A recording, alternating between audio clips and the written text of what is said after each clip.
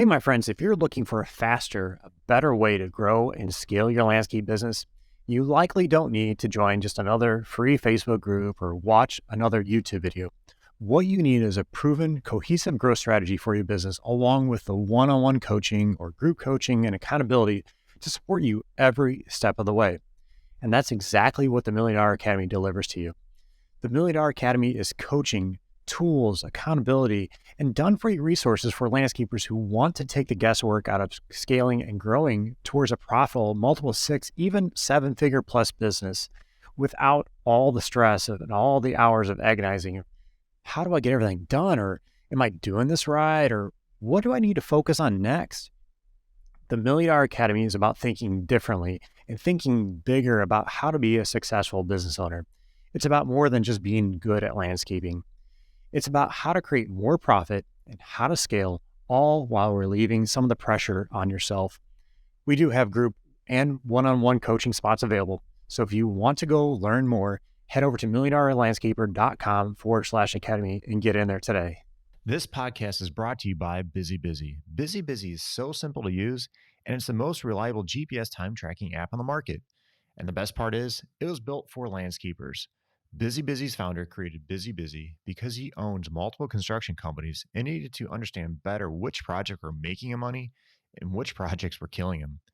Payroll is the highest variable cost in the project, so you better be tracking it. Busy does this better than anyone else. So download Busy today, and don't forget to mention the $1 Million Landscaper podcast to get 3 free months. We want to take a quick second to tell you about our friends over at Cycle CPA. I can't even express to you how important it is to have a good accountant on your side.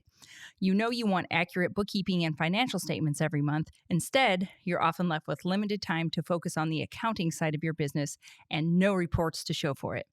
At Cycle CPA, the landscaping accountants, they not only handle the bookkeeping, but also provide landscape industry benchmarking, job costing, financials by service line, advisory meetings, and much more. Cycle CPA has a team of landscaping accountants available to provide anything from bookkeeping to CFO services. Visit cyclecpa.com, and for $100 off, mention the $1 Million Landscaper podcast. Welcome back to $1 Million Landscaper podcast. Today, we are going to be talking. We're from the Midwest. Sometimes the talking comes out. I'm sorry. We're from the Midwest. It happens. Talking about customer service and how it's going to be more important than ever. All the talks about the recession, we have to do everything we can to create happy clients, to keep our happy clients. And one of the ways you guys can do that is through your customer service. And it's, like I said, it's going to be more important than ever. I feel, just because there's so many companies out there right now that they're looking for the value. They're looking to save money. If their recession does hit, they're going to be doing everything they can. And if they're happy with you, then more likely they're going to stay with you. Well, this is one thing that you can control in an environment where there's a lot of things you can't control. You cannot control if there's a recession or not, and things like that.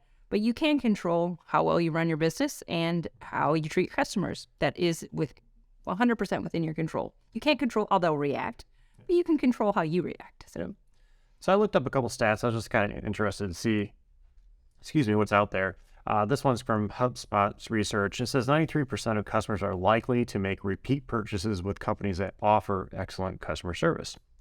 So I thought that was interesting. And the last one I have here is from Zendesk. It says roughly 61% of customers said they will switch to a new brand after one bad experience. I am this person. Our dentist is not the cheapest one in town. Your parents used to go to them and switched away. I continue to stay there because we get in quickly.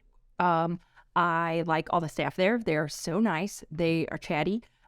Literally, I was on the bike trail one time here in Hobart, and the lady flagged me down and was like, "Oh, hey, yeah, I'm from Dr. Belcheski's office. I recognize." She recognized me. I'm like, what is happening right now? But just super nice people. It's a good experience. The dentist whistles while he works. I don't know. I find it endearing because it's weird and awkward that he's all up in your gums. I don't know. I find the whistling nice. And so I say at this dentist, even though he is more expensive than others in the area, just because I enjoy the customer experience there. Well, it makes a huge difference. And I'm sure everyone here can speak on this, whether it's going to a restaurant or whatever it is, some store you like to go to, it's everywhere. The other thing I wanted to point out is, some people think, well, I'll just provide quality work, I got a great team. I wish that was enough. Yeah. I mean, every customer expects quality work. Like, they would not hire you if they didn't expect quality work. Well, and just to play a little, I don't know if devil's advocate is the right word. Sometimes what is quality work, the customer will not recognize as quality work. Say you're building a patio.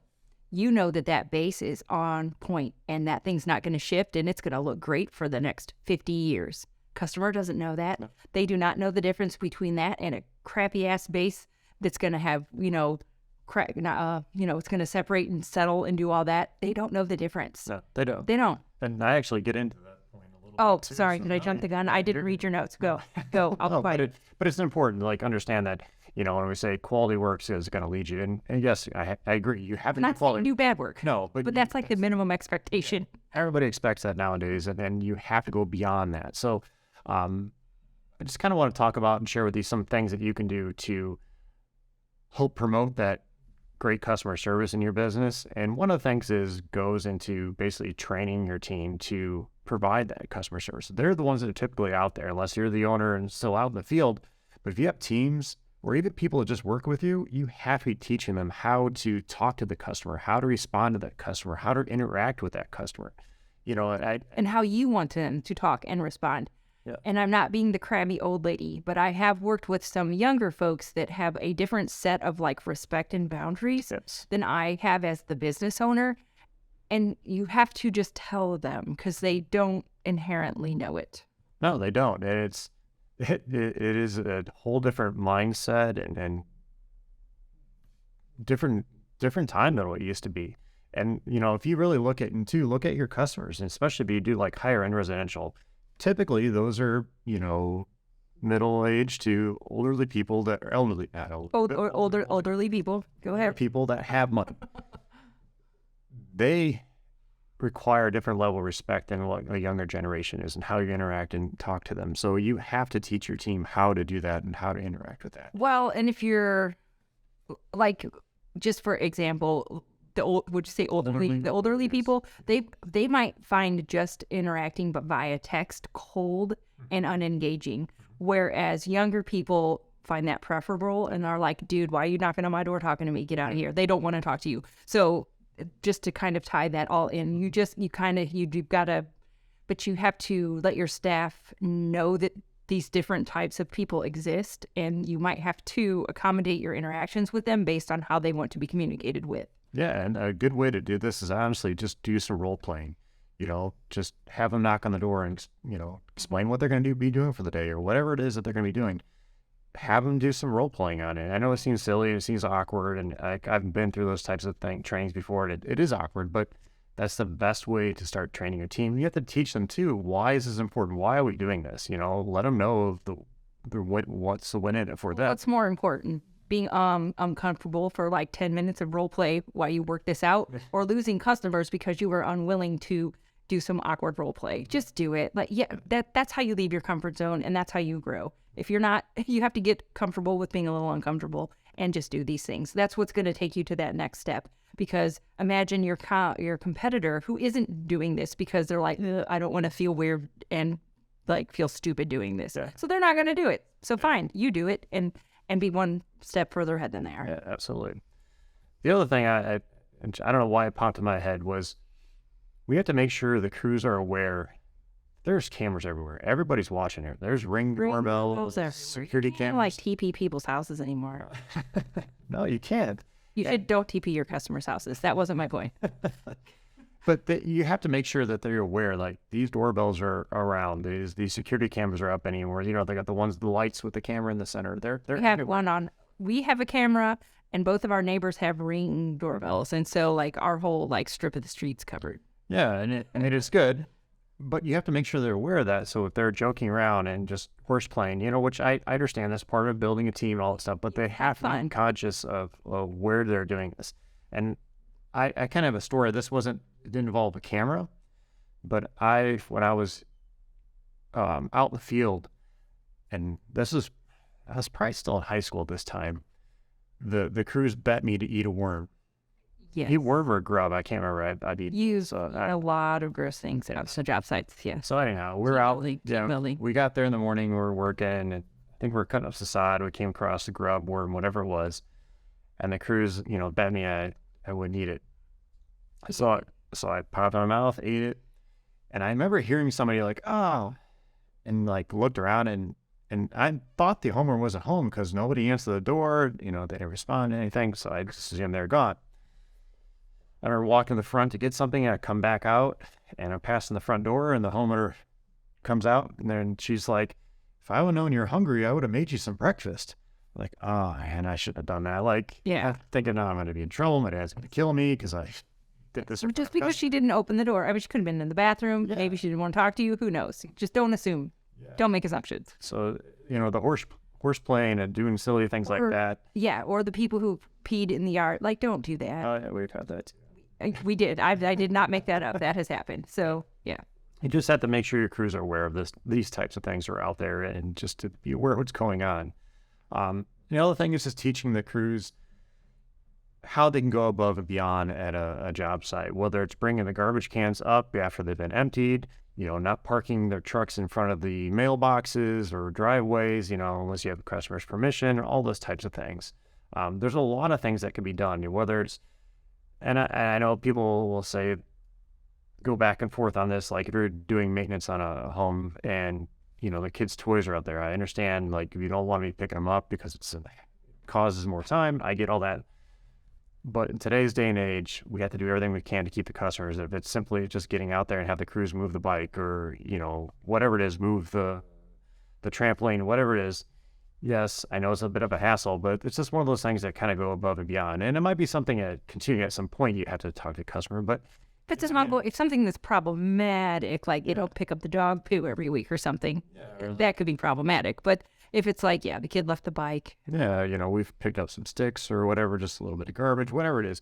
There's things that you can do to go above and beyond, what your normal service is. So just to keep the customer. Well, and you can charge more when you provide you don't walk into the Mercedes dealer with a Toyota budget. And so, if you want to be the Mercedes of lawn care, then you have to provide that level of service. Yeah. So that's kind of what I had as far as like working with your teams and training your teams. But it's one of those things I think that you have to do for great customer service. The next thing is very simple. Answer the phone.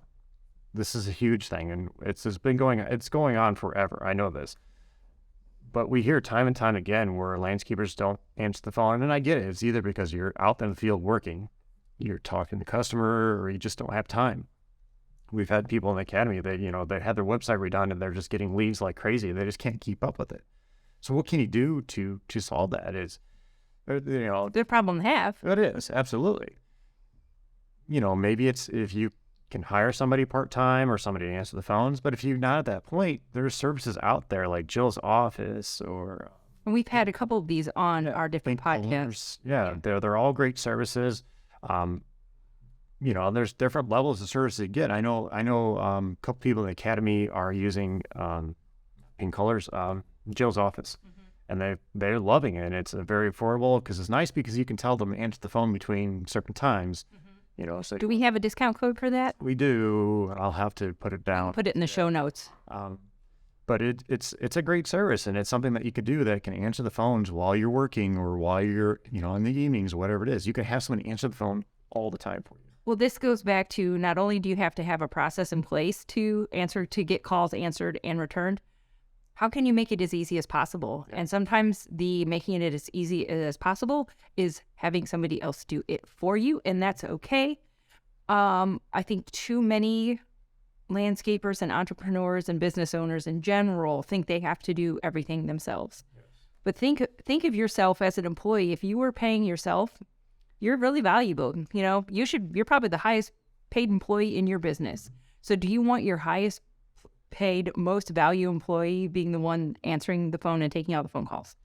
Or is it worth it to go ahead and hire a service so that can free you up, the most valuable, most important person, to be doing what you need to do? Yep. You don't have to do it all. You really don't. Absolutely. So again, just answer the phone one way or another, whether you're doing it, hiring somebody, or hiring a company like Jill's office to do it. just get out there and find something. Mm-hmm. And I think I wouldn't worry about that making you look like, air quotes, unprofessional or anything. I think that people would rather have the phone call answered than be like, oh my gosh, I called and the owner answered. I think just getting the call answered and taken care of is more important than, so I wouldn't have any nervousness around using a service. Yeah. So next thing is really looking at your customer and how you can build that rapport and communication with that customer. We were talking on, I think it was the last group coaching call, one of our academy members, that's one of the things he strives in, he takes pride in, is his communication with the customer. Like before they're going to the job site, after they leave, he's over communicating. And that's something that I think that we have to do. We have to be over communicating. You'll never hear a customer complain about you over communicating with a customer about anything. I've said it a million bajillion times on this podcast. My older sister is the perfect client. They've got money, she's willing to spend it, but she wants good service. And I don't know how many times she has called me because she's convinced that her landscaper's not showing up, or the people putting the deck on the back of her house aren't showing up, or the pool guy's not showing up because they're just not communicating. And I'm like, how long's it been since they called? She's like, it has been a week. I'm like, you're fine. I'm like, she's always convinced that they like took her money and ran. I'm like, no, they're coming. I'm like, and unfortunately, I'm like, just, you have to badger them. And so I give her the advice to badger them until they call you back. And I know that's annoying. So if you don't want people badgering you until you call them back, just be preemptive about it. And if you think you're over communicating to the point of annoyance, then that's probably like the perfect amount for the homeowner, because they're not going to be annoyed about it. They're going to be like, yes, we're doing it right. This is amazing. One thing, I guess, kind of a little bit going back to, like, person calls you, or a customer calls you about something, and whatever, they criticize or complain about something, don't fly out the handle. Listen to what they have to say. That's like a huge thing, just listening. And most people just want to be heard, and by the time they're done complaining, they will have gone from like a 9 down to a 3. They just need to get it out. Yeah, you have to listen to them and have to be able to, okay, I understand your problem. Let's see what we could do from here to solve it, And a lot of times that can solve a lot of issues before they jump ship and go somewhere else, or they leave you a bad review. So just rule out pay attention. Well, I think your point is, so if you are having all of these points of communication with them, you can catch them before they get to a 9. Absolutely. Was that your point? Yeah, absolutely. The other thing you could do is, and I know you and I don't necessarily agree on this, but doing like kind of pop-in check-ins on the customer. Oh, well, and this is back to, you have to know your customer. Yes. Scott thinks it's great, I think it's weird. And I'm like, why are you bugging me? But Scott thinks it's amazing. So, well, you're a little bit of a different person than some customers, but again, goes back to, like you said, understanding your customers. Yes. Most people want to know that you're coming in and checking, especially like do lawn maintenance, that you're checking on the property, making sure the crews are doing what they're supposed to be doing. Talking to them, see if they have any issues or something that. Well, you could mention like stopping by, like, especially if you did something higher end and really nice, like driving by the house, taking a picture, sending it to the homeowner and being like, oh, look, your roses are blooming and they look great. Yep. You think that's nice. I'm like, what are you doing, you creepy weirdo, taking pictures of my house? But once again, it just goes back to the different strokes for different folks. Yep. I was raised a little bit differently than Scott was when it comes to that kind of stuff. Also, doing something like that, teaching your crews to look for issues that are out there on the property. If they got a dead tree or dead plant or something that's could be dangerous, there's a hole, sinkhole, whatever it is. Teaching your crews to be aware of those types of things and taking pictures of it and letting the customer know, or especially if you could turn these into upsells. Exactly. That is the best part. Exactly. And, the customer may not be there. A lot of times for residential lawn maintenance, the customer's not there all the time, or even commercial, the property manager's not there at the time. So right. They don't know. They might not even know that this, for the commercial. Correct. Like the property manager might not ever get out to like the 4th apartment building over. They might not even know that there's an ankle twisting hole right by the sidewalk. That, or like even a residential customer may not notice like they have bagworms or some kind of fungus in the tree, but teaching your crews to look for these types of things and point that out, and taking a picture, sending it to them. Or they might not know that a solution exists. I'm specifically thinking of like the downspout, but we call them bubblers. I don't know if they have pop-up emitters, whatever. People might not know that those exist, and I think those are great. So then you don't have the stupid downspouts that are everywhere that blow off, or the kids step on them and trip on them, or you hit them with a mower, blah, blah, blah, blah, so on and so forth. So they might not know that that's a solution, that it even exists. And there's a great tool for this, like to get back to customers, Company Cam.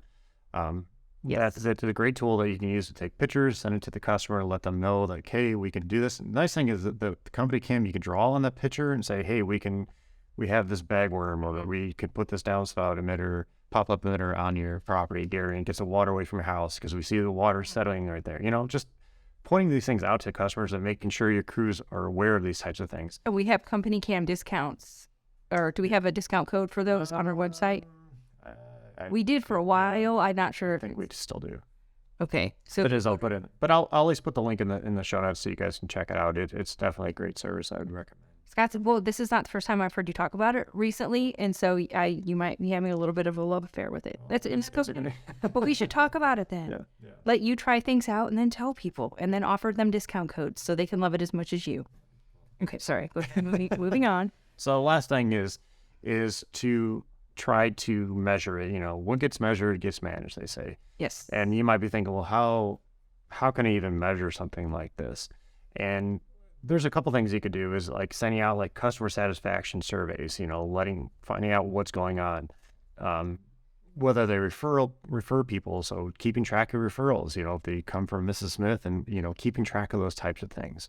Word of mouth marketing and those types of things are very important. And you can just start even just a simple spreadsheet, or if you have a CRM, put it in there and then start tracking how you're getting your people.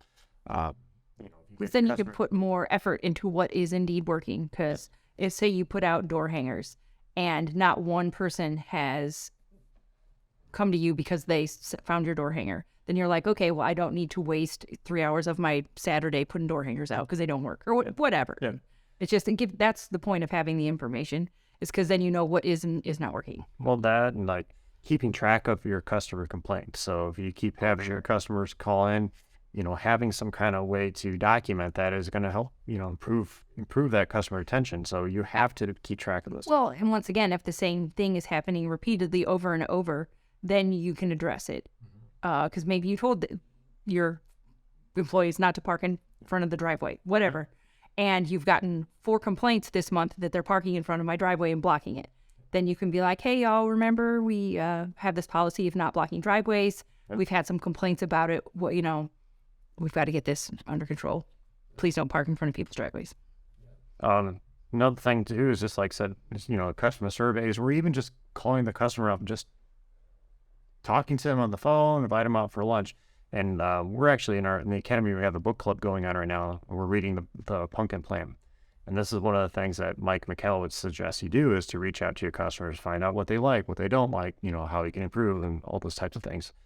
But it's something that you'll find invaluable. Trust me. I remember doing this to one of our customers. We had the pond that we took over. I'm not going to say his name here, but I know who you're talking about. Yeah. But I personally have talked to him a couple of times, and it's amazing the input that you can get from him, and like what you can learn of how to improve or not do anymore to make your business better. So just get out there, talk to the customers, find out what you can do. Especially if you have a good rapport going with a customer, you can kind of feel that out. You'll know if there's somebody that's really good that would give you honest feedback, that was somebody you'd want to talk to, versus just some cranky person who you wouldn't want to get.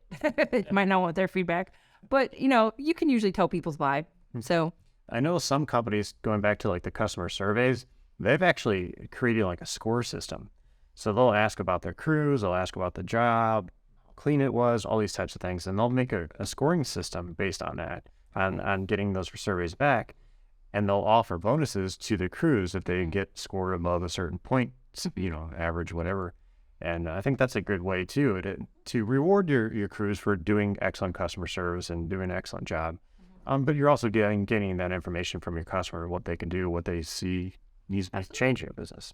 So the last thing, and you mentioned earlier, was talking about the education to our clients.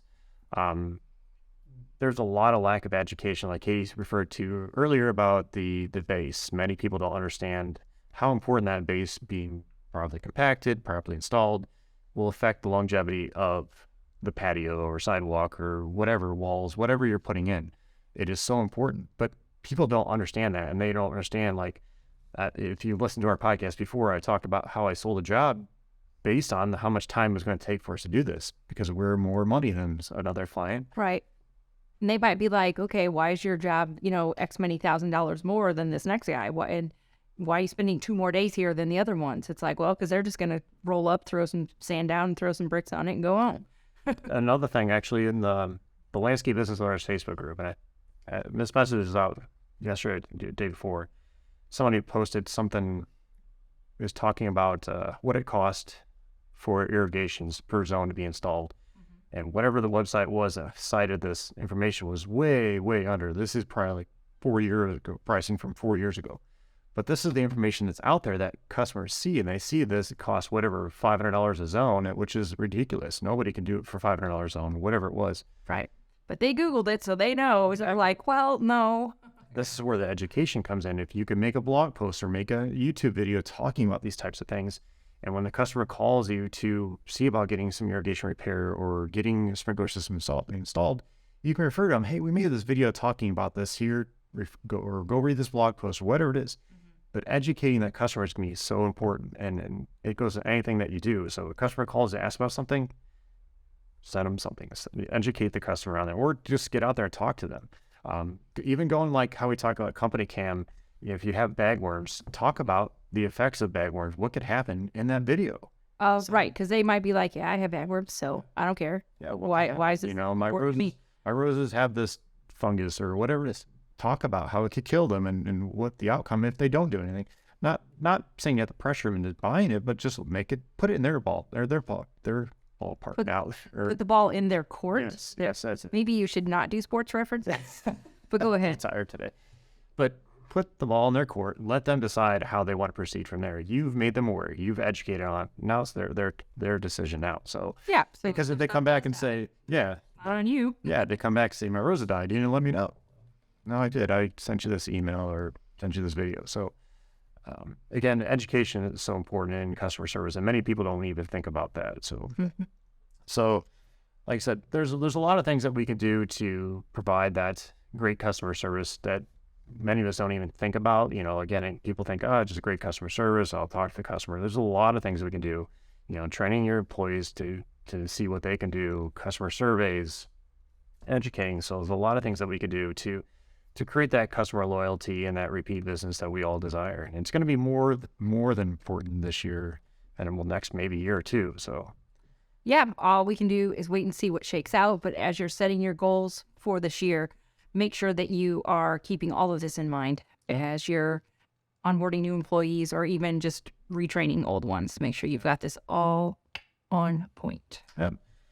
All right, guys. Well, that's all we have for today. If there's any questions about anything, let us know. Put the comments I can't talk today. Yes. If you have any questions, drop them in the comments. That's okay. I will take over the rest of this work. Scott's going to go take a nap. It's going to be fine. Maybe I'll feed you a snack and then a nap. Snack, then nap. And if you need help with any of this, we do have group coaching and one-on-one spots available in the academy. So if you need that little extra bit of help getting your goals set and thinking through some of these things, join the academy. We can get you set up and on track before the season starts. Yeah. All right, guys. Well, thanks for joining us today. Hope you have a great day.